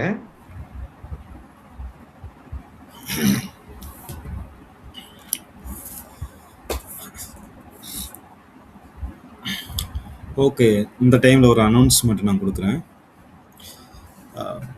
நாளைக்கு ஒரு கிளாஸ் இருக்கும், சரிங்களா? ஃப்ரைடே நாளைக்கு ஒரு கிளாஸ் இருக்கும். அதோட வந்து எபிரேயர் நிருபம் வந்து முடிஞ்சிடும். அதுக்கு பிற்பாடு வந்து ஜான்வரியிலேருந்து 1st and 2nd தெசலோனியன்ஸ் வந்து சார் எடுப்பாங்க, சரிங்களா? அப்போ மண்டேலேருந்து உங்களுக்கு வந்து கிறிஸ்மஸ் வெக்கேஷன், சரிங்களா? மண்டேலேருந்து உங்களுக்கு கிறிஸ்மஸ் வெக்கேஷன் இருக்கும். தேர்ஸ்டே வந்து கிளாஸ் ஸ்டார்ட் ஆகும், சரிங்களா? தேர்ஸ்டே வந்து எப்போ ஆகுது அப்படின்னா 2006 1ஆம் தேதி, ஐயா 2ஆம் தேதி வருதுன்னு நினைக்கிறேன். 2ஆம் தேதி கிளாஸ் மேபி ஃப்ரைடே, தேர்ஸ்டே இல்லைன்னா ஃப்ரைடே வந்து என்ன செய்யும் கிளாஸ் இருக்கும். உங்களுக்கு வந்து நான் வாட்ஸ்அப்பில் வந்து அந்த அறிவிப்பு வந்து நான் தெளிவாக போட்டுருவேன். தேர்ஸ்டே இல்லைன்னா ஃப்ரைடே, இந்த 2ல் ஏதாச்சும் ஒரு நாளில் வந்து கிளாஸ் ஸ்டார்ட் ஆகும், சரிங்களா? அப்போ மண்டேல கிறிஸ்மஸ்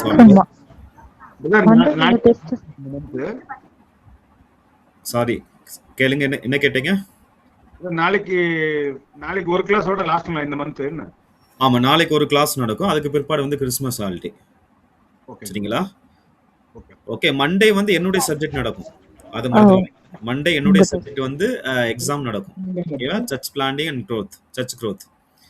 அதுக்கு எக்ஸாம் நடக்கும். அதுக்கு பிற்பாடு வந்து என்னுடைய சப்ஜெக்ட் சார்ந்த எல்லாத்துக்குமே வந்து லீவ் தான். ஓகேவா? உங்களுக்கு வந்து ப்ரோகிராம் இருக்கா சர்ச்ல? கிறிஸ்மஸ், கேரல், மற்ற காரியங்கள் இருக்கா? கமிங் சாட்டர்டேல இருந்து ஸ்டார்ட் ஆகுது சிஸ்டர். ஓகே. இல்லனா கிளாஸ் ஸ்டார்ட் பண்ணலாமா? எங்க சர்ச்சில் ஆல்ரெடி கிறிஸ்மஸ் ப்ரோக்ராம் நடந்து இருக்கு. ஓகே. மத்தவங்களுக்கெல்லாம் கிறிஸ்மஸ் ப்ரோகிராம் இருக்குதா? இல்லனா வந்து கிளாஸ் ஸ்டார்ட் பண்ணிக்கலாமா? ப்ரோகிராம் இருக்கு சார். ப்ரோகிராம் இருக்கா? ஆமா இருக்கு. ஓகே. சரி, அப்ப மண்டே என்னுடைய சப்ஜெக்ட் இருக்கும் சரிங்களா? என்னுடைய சப்ஜெக்ட் இல்லாதவங்க வந்து உங்களுக்கு வந்து மண்டேல இருந்து உங்களுக்கு வந்து ஹாலிடே. சரிங்களா? என்னுடைய சப்ஜெக்ட் படிக்கக்கூடியவங்க church planning and church growth. அது வந்து மண்டே எக்ஸாம் நடக்கும். ஜஸ்ட் அது 1 ஹவர் தான் இருக்கும். சரிங்களா? அந்த நீங்க சீக்கிரமா எழுதிட்டீங்கன்னா அது 1/2 அன் ஹவர் கூட முடிச்சிடலாம். அதுக்கு பிற்பாடு வந்து உங்களுக்கு கிறிஸ்மஸ் ஹாலிடே. மறுபடியும் வந்து கிளாஸ் வந்து January first week Thursday or Friday வந்து உங்களுக்கு வந்து நடக்கும். அதுக்கு தெளிவான டேட்டை வந்து உங்களுக்கு வாட்ஸ்அப் குரூப்ல வந்து நான் போட்டுருவேன். சரிங்களா? இது இந்த லீவ் நாட்களை வந்து ஏதாச்சும் வந்து நீங்க இன்கம்ப்ளீட் அசைன்மெண்ட்டோ மற்ற காரியங்கள் ஏதாச்சும் இருந்துச்சுன்னா நீங்க தயவு செய்து வந்து அதில் ஃபோக்கஸ் பண்ணுங்க. அடுத்த ஒரு முக்கியமான ஒரு காரியம் வந்து கிராஜுவேஷன் வந்து யாரெல்லாம் எடுக்கிறீங்க, யாருடைய பேரெல்லாம் நான் சொல்லியிருந்தேன் கிராஜுவேஷனுக்கு?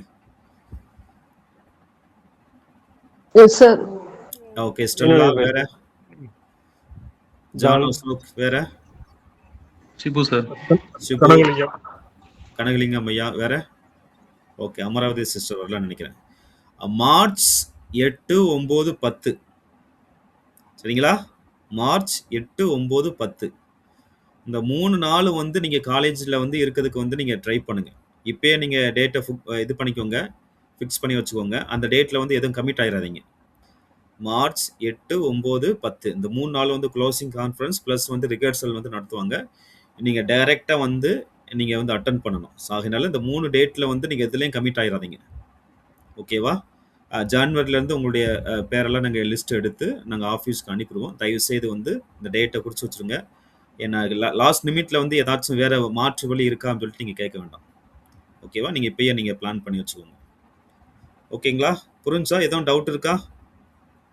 சரியா விளங்காம ஏதாச்சும் இருக்கா? ஓகே. கிளியர் ஆயிடுச்சு. உங்ககிட்ட ஒரு பேசுதோ சார்.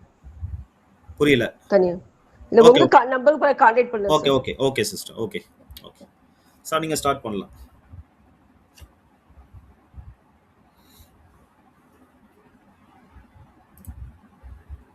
Thank you boss. இப்போ நம்ம என்ன பார்க்க போறோம் அப்படின்னா, ஒரு கொஞ்ச நேரத்துல இந்த எபிரேய நிருபம் முழுவதுமாக ஆண்டவராகிய இயேசு கிறிஸ்துவை பற்றி பேசுகிறது என்று நமக்கு தெரிந்திருக்கிறது. ஆகவே இந்த எபிரேய நிருபத்திலே ஒவ்வொரு அதிகாரத்திலும் இயேசுவை பற்றி சொல்லப்பட்டிருக்கிற காரியத்தை சுருக்கமாக நான் சொல்லுகிறேன். எழுதிக் கொள்ள வேண்டும் என்று சொன்னால் எழுதிக் கொள்ளலாம். இயேசுவை பற்றி ஒவ்வொரு அதிகாரங்களும் என்ன சொல்லுகிறது என்பதுதான். எபிரேயர் 1வது அதிகாரத்தை எடுத்துக்கொண்டால் இயேசுவை பற்றி 2 காரியத்தை இந்த அதிகாரம் தெரிவிக்கிறது. என்னவென்றால், முதலாவது இயேசு கிறிஸ்து தேவனுடைய வெளிப்பாடு என்று சொல்கிறது. He speaks, Jesus speaks. இயேசு பேசுகிறார், அவர் தேவனை வெளிப்படுத்துகிறார் என்பதை 1வது அதிகாரம் முதல் 4 வசனங்கள் தெரிவிக்கிறது. அடுத்ததாக 1வது அதிகாரம் 5 to 14 வரை நீங்கள் பார்க்கும்போது இயேசு உன்னதங்களில் உயர்த்தப்பட்டவர் என்று இந்த அதிகாரம் தெரிவிக்கிறார். ஜீசஸ் எக்ஸால்டட், உன்னதங்களில் உயர்த்தப்பட்டவராயிருக்கின்றார் என்று இந்த அதிகாரம் நமக்கு தெரிவிக்கிறார். 1வது அதிகாரம் இயேசு பேசுகிறவர், வெளிப்படுத்துகிறவர். 2வது இயேசு உன்னதங்களில் உயர்த்தப்பட்டவராயிருக்கிறார் என்று 1வது அதிகாரம் 5 to 14 வரை உள்ள வசனங்கள் நமக்கு தெரிவிக்கிறது. இப்போ 2வது அதிகாரத்தை நீங்கள் வாசிக்கும் போது இயேசு தேவதூதரிலும் சற்று சிறியவராக்கப்பட்டார். Little lower than angels. அவர் தேவதூதரிலும் சற்று சிறியவராக்கப்பட்டார் என்று சொல்லும் போது அவர் மனித ரூபம் எடுத்தார், அவர் இன்கார்னேட்டர், அவர் அவதரித்தார் என்பதை 2வது அதிகாரம் முதல் 9 வசனங்கள் தெரிவிக்கிறது. 2வது அதிகாரம் முதல் 9 வசனங்கள் தெரிவிக்கிறது. அதே 2வது அதிகாரம் 10 18 வசனங்கள். 2வது அதிகாரம் 10 18 வசனங்களை நீங்கள் பார்க்கும்போது, இயேசு தம்முடைய ஜனங்களை மகிமையில் கொண்டு வந்து நிறுத்துகிறவராக அவரை பற்றி இந்த அதிகாரம் நமக்கு தெரிவிக்கிறது. 2வது அதிகாரம் 10 18 வசனம். இயேசு தம்முடைய ஜனங்களை மகிமையில் கொண்டு வந்து சேர்க்கிறவர் என்பதாக தெரிவிக்கிறது. 3வது அதிகாரத்துக்கு வரும்போது, 3வது அதிகாரம் 1வது வசனத்திலிருந்து 6வது வசனம் வரை இயேசு உண்மையுள்ளவர் என்று தெரிவிக்கிறார். இயேசு உண்மையுள்ளவர் என்று தெரிவிக்கிறார்.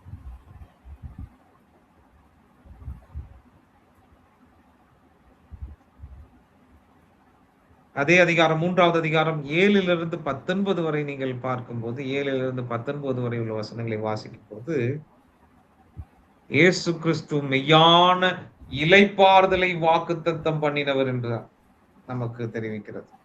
இயேசு கிறிஸ்துவே மெய்யான இளைப்பாறுதலை நமக்கு வாக்குத்தத்தம் பண்ணினவராக இந்த 3வது அதிகாரம் 7 19 வரை உள்ள வசனங்கள் நமக்கு தெரிவிக்கிறது.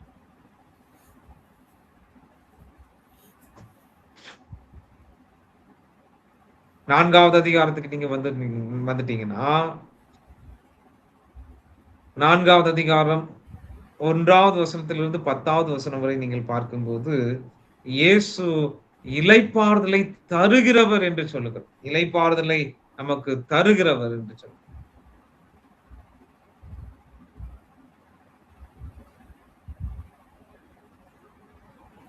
அதே 4வது அதிகாரம் 11வது வசனத்திலிருந்து 16வது வசனம் வரை நீங்கள் வாசித்து பார்த்தால், 11 16 வரை 4வது அதிகாரம், இயேசு கிறிஸ்துவின் வார்த்தை இருபுறமும் கருக்குள்ள வார்த்தையாயிருக்கிறது என்று சொல்லி நமக்கு தெரிவிக்கிறது.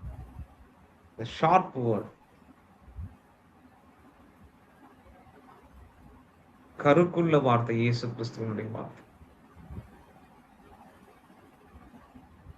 5வது அதிகாரம் முதல் 11 வசனங்கள், 5வது அதிகாரம் 1 11 வரை உள்ள வசனங்களை நீங்கள் வாசித்து பார்த்தால், இயேசு மகா உன்னதமான பிரதான ஆசாரியர் என்று நமக்கு தெரிவிக்கிறார்.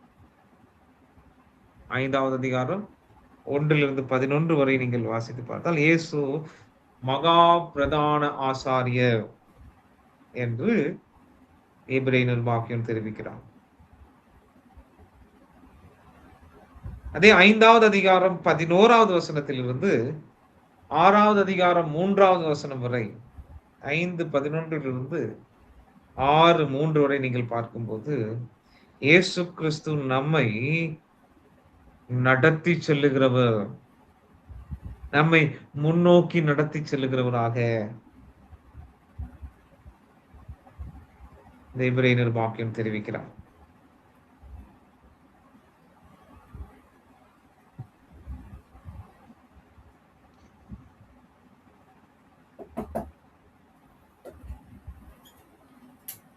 எபிரேயர் 6வது அதிகாரம் 4வது வசனத்திலிருந்து 9வது வசனம் வரை, எபிரேயர் 6 4 9 வரை நீங்கள் வாசித்து பார்த்தால், இயேசுவே ஒரே வழியாய் இருக்கிறார், இயேசு கிறிஸ்து மாத்திரமே வழியாய் இருக்கிறார் என்று சொல்லி எபிரேய நிருபாக்கியம் சொல்லுகிறார். 6வது அதிகாரம் 4 9 வரை. என்னடா வருதாங்க? எபிரேயர் 6வது அதிகாரம் 9 20 வரை உள்ள வசனம்.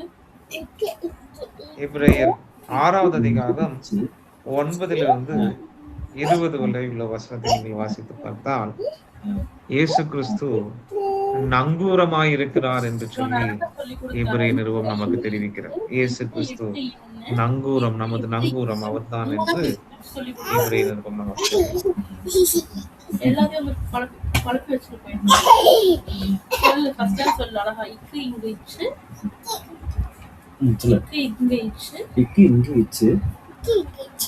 பின்பு எபிரேயர் 7வது அதிகாரத்துக்கு வந்துட்டீங்கன்னா 1 10 வரை நீங்கள் வாசித்து பார்க்கும்போது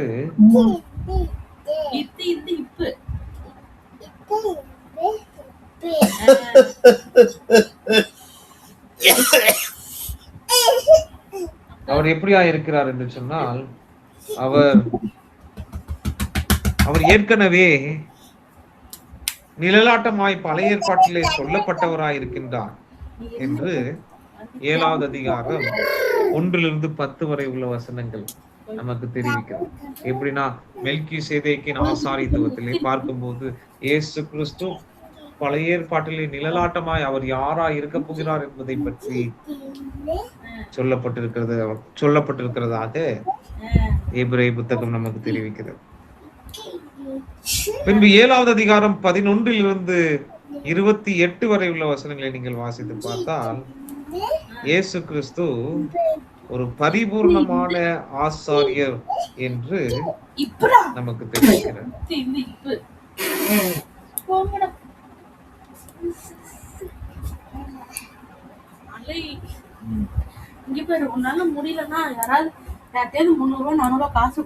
எபிரேயர் 7வது அதிகாரம் 25வது வசனம் சொல்லுகிறது, இயேசு கிறிஸ்து தம்முடையவர்களுக்காக ஜெபிக்கிறவராயிருக்கிறார் என்று தெரிவிக்கிறார்.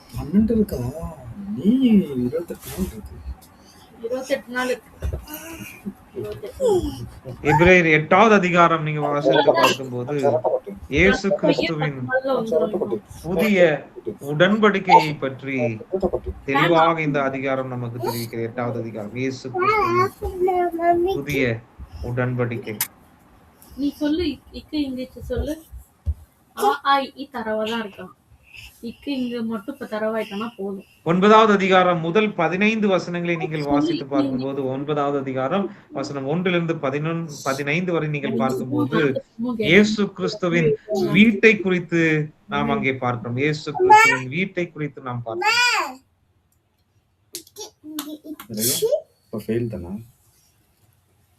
அது எப்படி ஃபெயில் ஆகும்? ஓரல் இருக்குல்ல, ஓரலுக்கு மார்க் கிடையாது.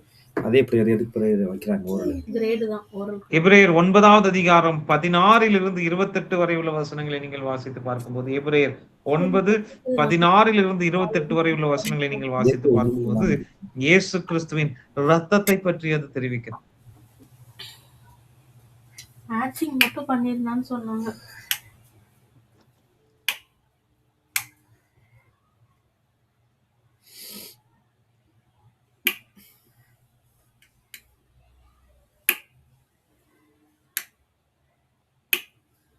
பத்தாவது அதிகாரத்துக்கு வந்துடும் வச்சுக்கோங்களேன். 10வது அதிகாரம் முதல் 18 வசனங்கள்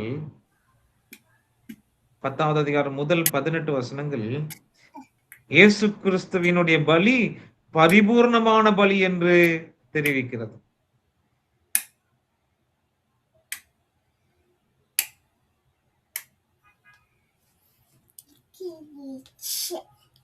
எபிரேயர் 10வது அதிகாரம் 19 25 வரை உள்ள வசனங்கள் 19 25 வரை உள்ள வசனங்கள் இயேசு கிறிஸ்துவின் வலி புதிதும் ஜீவனுமான வலி என்று சொல்லி நமக்கு தெரிவிக்கிறது.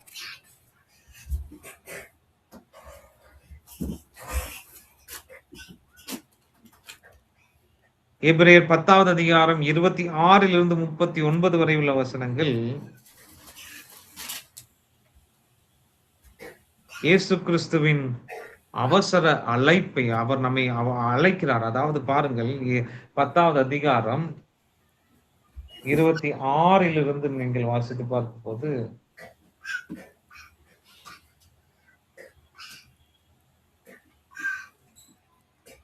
நாம் அங்கே என்ன பார்க்கிறோம்?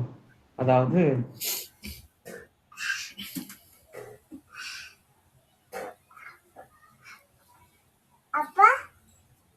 கர்த்தர் தம்முடைய ஜனங்களை நியாயம் தீர்ப்பார் என்று சொன்னவர் இன்னார் என்று அறிவோம். ஜீவனுள்ள தேவனுடைய கரங்களில் விழுகிறது பயங்கரமாய் இருக்கும். முந்தின நாட்களை நினைத்துக் கொள்ளுங்கள், நீங்கள் பிரகாசமாக்கப்பட்டிருந்த அந்த நாட்களில் உபத்திரவமாகிய மிகுந்த போராட்டத்தை சந்தித்தீர்கள் என்று சொல்லி அதிகமாய் பேசி இயேசு கிறிஸ்துவினுடைய அந்த அழைப்பு மிக தீவிரமாக அவசரமாக எடுத்துக்கொள்ளக்கூடியது அதிலே நாம் நிர்விசாரமாய் இருந்து விடக்கூடாது என்று சொல்லி இயேசு கிறிஸ்துவினுடைய அந்த அழைப்பை பற்றி இங்கே நாம் பார்க்கின்றோம்.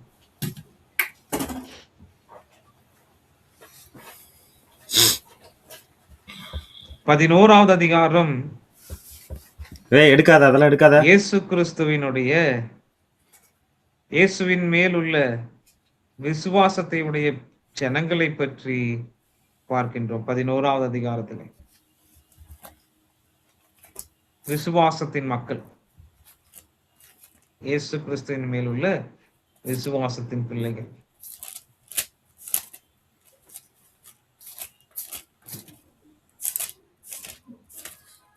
பனிரெண்டாவது அதிகாரத்தை நீங்க வாசித்து பார்த்தீர்கள் என்று சொன்னால், முதல் 4 வசனங்கள் இயேசு கிறிஸ்து என்னவா இருக்காரு? அவர் விசுவாசத்தை துவக்கிறவரும் முடிக்கிறவரும் ஆயிருக்கிறார் என்று போடப்பட்டிருக்கிறது. முதல் 4 வசனங்கள் 12வது அதிகாரம். அதே 12வது அதிகாரம் 5வது வசனத்திலிருந்து 17வது வசனம் வரை நீங்கள் வாசித்து பார்க்கும்போது, 5லிருந்து 17 வரை நீங்கள் பார்க்கும்போது, இயேசு கிறிஸ்து நம்முடைய பயிற்சியாளர் என்று பார்க்கிறோம். நம்மை பயிற்றுவிக்கிறவர் அவர்தான்.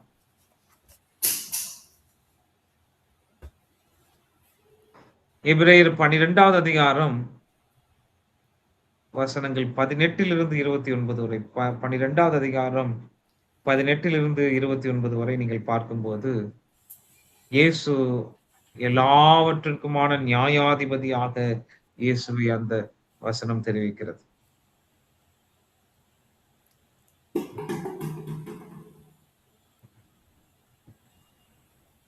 எபிரேயர் 13வது அதிகாரம் முதல் 7 வசனங்கள், 13வது அதிகாரம் முதல் 7 வசனங்கள் இயேசுவை நம்முடைய ஆண்டவராக தெரிவிக்கிறது.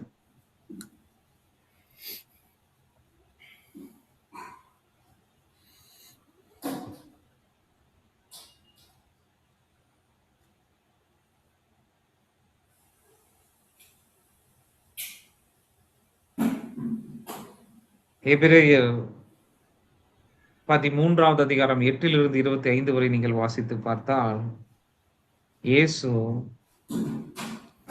மகா பெரிய மெய்ப்பர் என்று நமக்கு தெரியும். எப்படியாக எபிரேய புத்தகத்தில் எதை எடுத்தாலும் எப்படி எடுத்தாலும் அவைகள் ஜீவனுள்ள தேவனுடைய குமாரனாகிய இயேசு கிறிஸ்துவை பற்றியே எல்லா இடங்களிலும் தெரிவிப்பதற்கான காரணம்,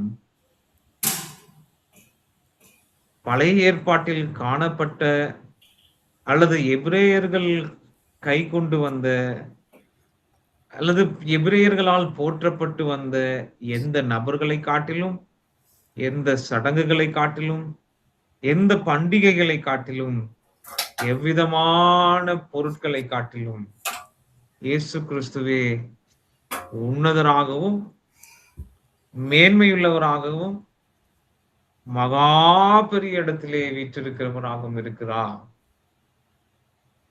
ஆகவே அவர் பெரியவரானால் அவரால் தரப்பட்டிருக்கின்ற ரட்சிப்பும் மகா பெரியதாய் இருக்கிறது.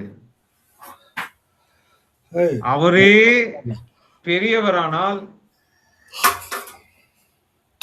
அவருடைய ஆசாரியத்துவத்துக்குள்ளாக ரட்சிக்கப்பட்ட யாவரும் அந்த பெரியவராலே காக்கப்பட்டிருக்கிறார்கள் என்பதுதான். உதாரணமா நம்ம ஒரு வில்லேஜ் ஆபீசர் கிட்ட, விஏஓ கிட்ட போறோம்னு வச்சுக்கோங்களேன். காரியம் நடக்கல இல்லையா? காரியம் நடக்க மாட்டேங்குது. நம்மளுக்கு ஏதோ காசு அதிகமா கேட்கறாங்க. இது அப்படியே தள்ளி போட்டு நம்ம ஒரு காரியத்துக்காக போய் நிக்கிறோம். ஒரு சிக்னேச்சர் வாங்கணும், முடியல. ஆனா அதுவே நம்ம அவருக்கு தெரியுது, இப்ப விஏஓக்கு தெரியுது, நமக்கும் அது ரொம்ப பெருசு, தூக்க முடியாது. சிஎம்க்கும் தொடர்பு இருக்கிறது. சிஎம் நம்முடைய நண்பர். Very long. நம் பட்சத்தில் இருக்கிறார், அவர் அவர் அவர் நமக்குரியவர் என்று, இல்ல நம்ம சொந்தக்காரர்னு விஏஓக்கு தெரிஞ்சா நீ நல்லா என்ன சாப்பிடு. ஆகுங்க? You go to eat more. உடனே சாப்பிடுறாரு. உடனே நடந்துரும் இல்லையா?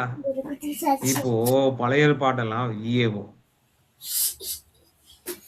நம்முடைய இயேசு கிறிஸ்து பிரசிடென்ட் அல்லது பிரைம் மினிஸ்டர். அப்போ கர்த்தர் நம் பட்சத்தில் இருந்தால் நமக்கு விரோதமாய் நிற்பவன் யார்? The superiority of Jesus Christ. அதற்காக எல்லா வசனங்களிலும், எல்லா பகுதிகளிலும், எல்லா அதிகாரங்களிலும் அந்த தேவகுமாரனாகிய இயேசு கிறிஸ்துவை பிஞ்சிரும் நிரப்பி நிரப்பி நிரப்பி வைத்திருக்கிறார் இந்த எபிரேய நிருபம் ஆக்கியது.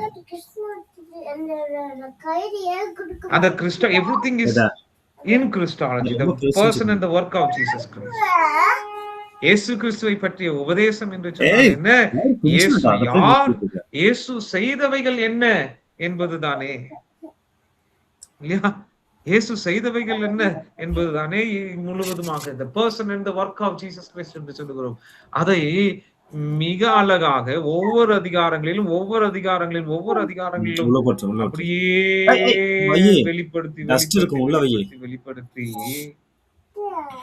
இயேசு கிறிஸ்து இப்படிப்பட்டவராய் இருக்கின்றபடியினாலே நீங்கள் இப்படிப்பட்ட காரியங்களை நடப்பியுங்கள் என்று சொல்லி இந்த எபிரேய நிருபாக்கியோன் பவர்ஃபுல்லா எழுதுறார், மிக பவர்ஃபுல்லா எழுதுறார்.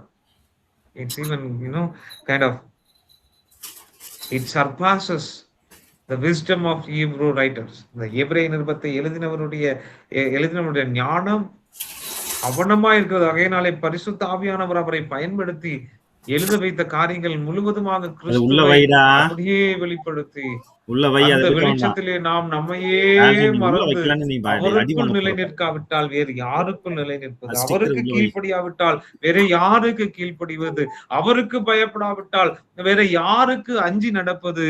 அவருக்கு முன்பதாக தாழ பணிந்து தொழுது கொள்ளாவிட்டால் வேற யார் இருக்கிறா நாம தாழ பணிந்து தொழுது கொள்ளும் அளவுக்கு என்று சொல்லி நாம் பிரமித்து நிற்கத்தக்கதாக இயேசு கிறிஸ்துவை காண்பித்திருக்கிறார். இது மிகையல்ல, இது உண்மை. நீங்கள் அதை படித்து பாருங்கள். எபிரேய நிருபத்தை நீங்கள் படித்து பாருங்கள். அதிலே நேசம் கொள்ளுங்கள். நான் நிறைய நான் படித்திருப்பது இந்த புதிய ஏற்பாட்டை முடித்திருக்கிறேன், அநேக முறை புதிய ஏற்பாட்டை படித்திருக்கிறேன். ஆனால் அதிகமாக நான் படித்த ஒரு புத்தகம் இந்த எபிரேய நிருபம். So it's so wonderful. ஆகவே இந்த அதிகாரங்களை நீங்கள் படியுங்கள், தியானியுங்கள்.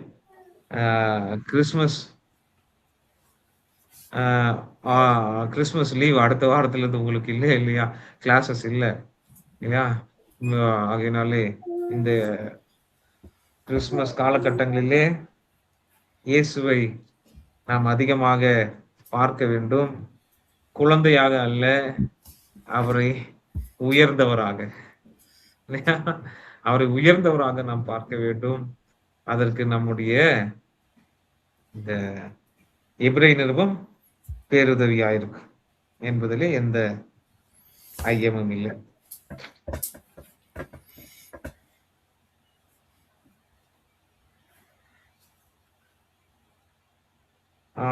இதில் ஏதாகலும் கேள்விகள் இருக்கும் என்று சொன்னால் நீங்கள் கேட்கலாம்.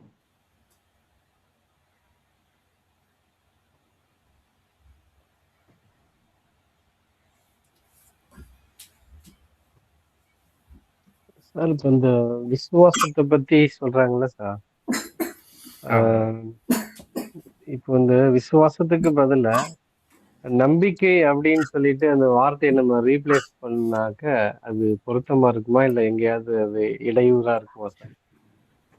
நம்பிக்கைக்கும் விசுவாசத்துக்கும், பைபிள்ல சொல்லப்பட்ட நம்பிக்கைக்கும் பைபிள்ல சொல்லப்பட்ட அந்த விசுவாசத்துக்கும் நிறைய டிஃபரன்ஸ் இருக்கா? எப்படி?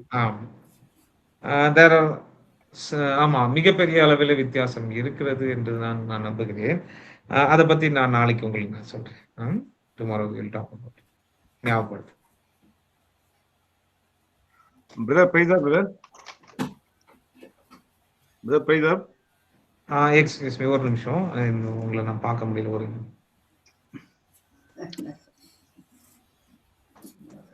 Sorry brother. பிரதர், இப்ப எபிரேயர் புஸ்தகத்தை பத்தி பேசணும் இல்லைங்களா? அதாவது ஒரு ஒரு அதிகாரத்திலே ஒவ்வொன்னு சொல்லின்னு வந்தீங்க. நல்லா இருந்தது. எனக்கு வந்துட்டு இந்த 10வது அதிகாரத்துல 1 இருந்து 18 வசனத்துல இயேசுவை பற்றி என்னவோ பாக்குறோம் பிரதர். கொஞ்சம் எழுதிக்கல நானு, ப்ளீஸ் பிரதர். ஒரு நிமிஷம். பரிபூர்ணமான பலி. பரிபூர்ணமான பலி. Okay, thank you brother.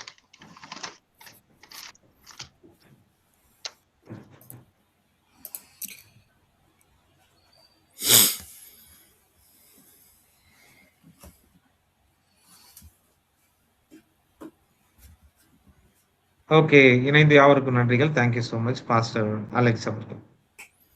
ஓகே, நாளைக்கு வகுப்பு இருக்கும், எல்லாரும் கலந்து கொள்ளுங்க. சரிங்களா? நாளைக்கு வகுப்பு இருக்கும், யாரும் மிஸ் பண்ணிட வேண்டாம். ஓகே, ஜோம் பண்ணலாமா? ஜான் அசோக், நீங்க ஜோம் பண்றீங்களா? ஜான் அசோக். நன்றிங்க. Closing prayer please pray. ஸ்தோத்திரம். நல்ல தகப்பனே, நன்றியோடு துதிக்கிறோம், ஸ்தோத்திரிக்கிறோம் கர்த்தாவே. இந்த நாளிலும் கூட ஆண்டவரே சுதந்த எபிரேய வகுப்புகளின் ஆண்டவரே மொத்த ஆண்டவரே சுதர பாடங்களை ஆண்டவரே ஒரு லேஅவுட்டை நாங்கள் பார்ப்பதற்கு கர்த்தர் கிருபை செய்திருக்கீங்க. ஒவ்வொரு அதிகாரத்திலும் கிறிஸ்துவானவர் எப்படிப்பட்ட நிலைமையில எப்படிப்பட்ட ஆண்டவரே சுதரப்பா காரியங்கள்ல நீ வெளிப்படுகிறீர் என்று சொல்லி நாங்கள் இந்த எபிரேய ஆக்கியோனின் மூலமாக ஆண்டவரே சார் மூலமாக எஸ்ஐபிபிசி மூலமாக கர்த்தர் எங்களுக்கு கொடுத்த பெரிதான வெளிப்பாட்டுக்காய் நாங்கள் நன்றி சொல்லுகிறோம். இதையெல்லாம் புரிந்து நாங்கள் மற்றவர்களுக்கும் இதை அறிவிக்க, இதை ஆழமாக தியானிக்க, இது எப்படிப்பட்டவர் என்று சொல்லி நாங்கள் எங்களுடைய வாழ்க்கையில மகிமைப்படுத்த கிருபையிடும்படியாக ஜெபிக்கிறோம். இதை மறந்து விடாதபடி எங்கள் வாழ்க்கையில ஆண்டவரே ஸ்தோத்திரம் இதை கை கொள்ள உதவி செய்திருங்க. ஆண்டவரே அட்டன் பண்ணுறதான கற்றுக்கொண்டதான ஒவ்வொரு சகோதர சகோதரிகள் எல்லாரையும் கர்த்தர் பொறுப்படுத்த ஆசீர்வதிங்க. ஆண்டவரை நடத்திருந்ததான சார் மற்றும் எஸ்பிபிசி அலெக்ஸ் சார் எல்லாரும் கர்த்தர் பொறுப்படுத்தி வழிநடத்தி ஆசீர்வதிக்க முடியாது ஜெபிக்கிறோம். இயேசு கிறிஸ்துவின் நாமத்தினால ஜெபிக்கிறோம். ஜெபங்க நல்ல